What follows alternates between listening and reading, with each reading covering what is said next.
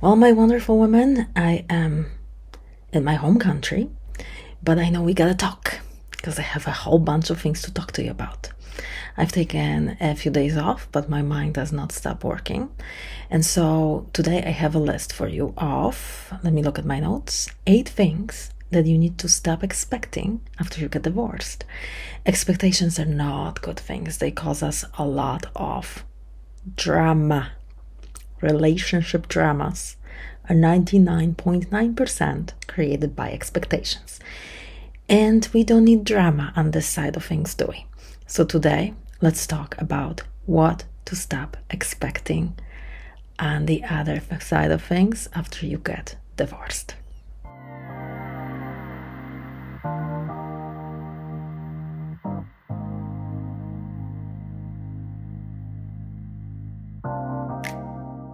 So, my love, number one, when you are already in a relationship and you're dealing with some handsome men, what you need to understand is that communication is the key. So, you need to stop expecting the man to read your mind and to interpret your silence as you think it should be interpreted. Okay? That means that we communicate what it is that is happening within us. We don't wait for them to magically come up with an understanding of what it is that we want, because they're not gonna. They're not gonna. I can promise you that. You need to be the first one who communicates very well. You have to set the tone. 99% of the time, it is us women who are connected deeper on an emotional level within ourselves, right? So we cannot be expecting the guys to be in tuned super well within themselves and then be attuned with us. Don't expect that, because you're gonna get disappointed. Okay. Number 2. Oh, that's a good one. You do not want to expect people that they will treat you how you treat them. I'll say it again. Don't expect other people to treat you exactly the same way you treat them. That's probably not gonna happen either. You have already been disappointed many times. Maybe even in your marriage in that way, right? That you behaved in a certain way and you expected the same back, and that didn't happen. That has not changed. So remove that expectation. Oh, I did this and this and that, therefore I'm expecting that same thing will happen. Oh, I reply every time within 5 minutes, therefore I should get a reply within 5 minutes as well. No, you shouldn't. That's not how it works. That other person has a free will and they will text you when they want to. If you have a rule for yourself that you're gonna always reply to someone within 5 minutes, that's your rule. It's not the world's rule, right? So we can drop that expectation. Point number 3. And this can be, it's just a hard truth. Just because you have been with someone through really difficult times in their life, it does not mean that they will stay with you when you start going through something difficult. God will give you support. He will give you support, but sometimes it will surprise you, because those will totally not be the people that you expected to support you. You might have already had that during your divorce, where you were certain that some people will be by your side, and they were not. But you survived it, and there was a support. Maybe not how you expected, but there was support. And if today you have the sense of like, no, I wasn't supported, I was all alone and stuff like that, I would strongly suggest that you challenge that thought, because there might have been, I'm not saying that, right? 99% of the time when I have clients coming to me with that thought of I was all alone, when we started digging and I asked, were you really, really think about this? Was there really no one around you? Not one single human around you that was helpful? We find that there were people that were helpful. Not always the way we wanted them to. Not always in the moments when we really needed them to. Now, on this side of things, post-divorce, don't expect loyalty from the people that you have supported. Just drop that expectations. If they're there, fantastic. If they're not, someone else will come in because there is a void and someone else will fill it. Number 4, we all have different capacity to love, and not everybody has the capacity to love you the way you love. Okay? Which means not everyone has the same level of ability to forgive, have compassion, understand, be loyal. Not everyone will be able to show up for you the way you show up for them when it comes to romantic relationships and the deeper level of love. Let's just not assume that they can love us the same way we can love them, because we'll get disappointed so often. So at the end of the day, remember, your love is created by you. By you. With your mind. That's how we create it. Point number 5. I've said this before, I'm gonna say it again because it's a big one. Don't expect them to change. Don't expect them to change. If they want to change, they'll change. But don't expect it. Don't wait for it. It might happen, it might not. Take in consideration, it might not. Okay? And we're talking about all different kinds of changes. Mental, emotional, physical changes. Don't fall in love with potential. Not healthy. Number 6. Sometimes you are just not a priority to someone. Okay? So stop expecting that they will start prioritizing you when you are not a priority.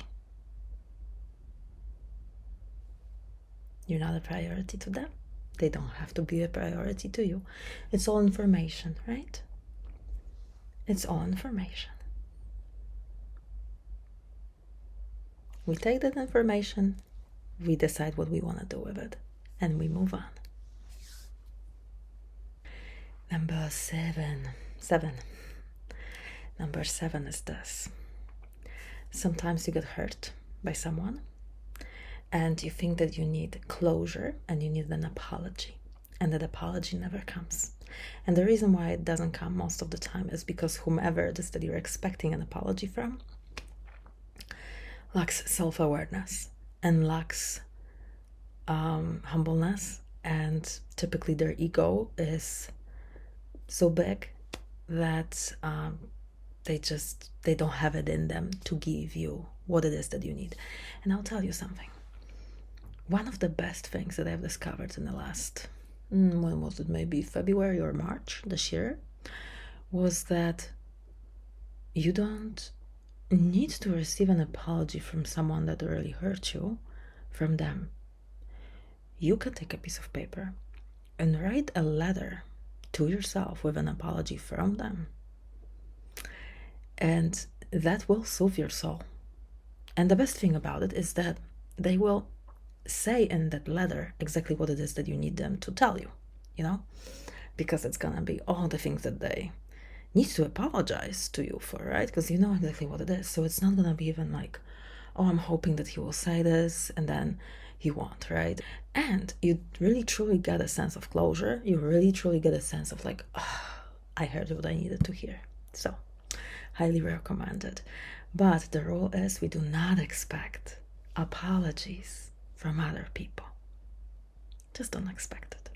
And when you don't receive it, take it again as a very important piece of information. And then make a decision. Whom do I want this person to be in my life? Do I want them to still be in my life in the first place? Do I want them to stay? Maybe not. Maybe not. The last point. Not everyone is going to be supporting your dreams. Not everyone will be interested in what they are. Majority of the people don't really care. People don't care. People are too busy living their own lives. This is why you can do exactly what it is that you want to do. And the best thing ever, do not expect them to support you as you're going after your dreams, as you're doing this revolution in your life and you're changing and improving things. For many people, the old versions of us are what they want to continue. Because when you start changing, you start challenging their brain to start thinking about you differently. Our minds, they don't like to be challenged like that. They don't. Someone has already a version of you in their head. This is how you are. And they will be doing whatever they can to stick to that version because that is the easiest way our mind operates. The laziest, but the easiest. And they will be doing what they can to stick to that version. If you're changing and there's a different vibe about you, that's challenging, and their brain will not recognize it. And the last thing that they're not gonna be standing there like, oh yeah, keep on changing. Let me keep on forcing my mind to rewire because you wanna change. No. That would take a conscious effort, which majority of us humans are not thinking too much about other people. We're mostly focused on ourselves. That's how it typically is where it comes to identity, okay? It's not like someone's sitting there, like your girlfriends are like, yeah, you know, I'm spending my Friday night sitting there and thinking about her and her and her. Maybe if she's comparing herself to other women, but typically, you know, it's not like, well, I wonder how her life will be. And no, most people don't do that. They're focused on their own lives. They're focused on surviving in this crazy world we live in. This is great news because along with dropping the expectation of them supporting you in your metamorphosis, as you drop those expectations, you really get to also be free of their opinions. And you get to just do you, however you want to do you, okay? This is it. Those were my 8 points. If you have any extra expectation drop rules, let me know in the comments. And I would love to also know if there are any rules that you have given to yourself after you've gotten divorced on this other side of things. Something that has already worked for you and has been a game changer. Share it in the comments. Let's make sure that we support each other. Before you go, make sure to like this video, to subscribe to this channel. I'm trying to grow it. I'm trying to create a community for us women that have been divorced. You know, if you were going through a divorce, it was a difficult period of time in your life, and then post-divorce life has plenty of challenges too. So it's good to have community, to have women that have been there where you are at today and will support you and will share wisdom. So that's what I'm hoping to create here, and I hope that you will be part of this journey with me.